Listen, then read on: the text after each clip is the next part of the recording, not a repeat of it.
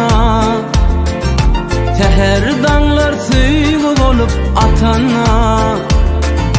Senin temiz aşkın dolyar yüreğe, seni görüyen bu ovadan cahanna.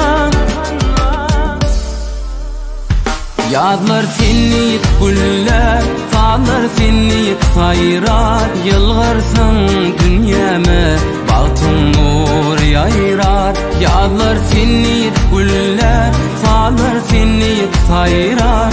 Yılgarsın dünyame, bahtın nur yayrar.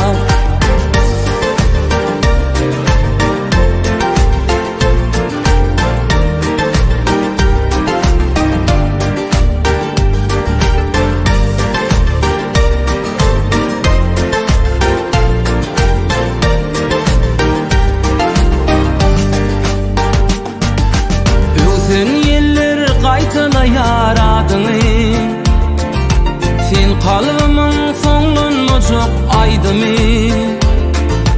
Bağıt kuşu götürülüp al asmana, üstümüze kanatların yaydımi. Yadlar seni güller, sağlar seni sayrar. Yılgarsın dünyame, bahtın nur yayrar. Yadlar seni güller, sağlar seni sayrar. Yılgarsın dünyame, bahtın nur yayrar.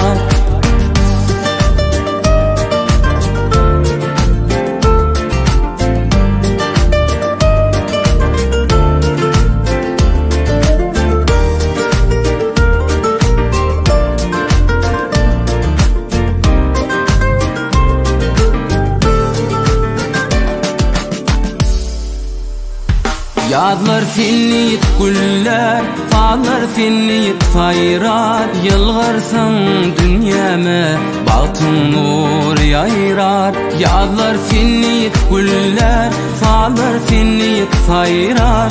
Yılgarsın dünyame, bahtın nur yayrar.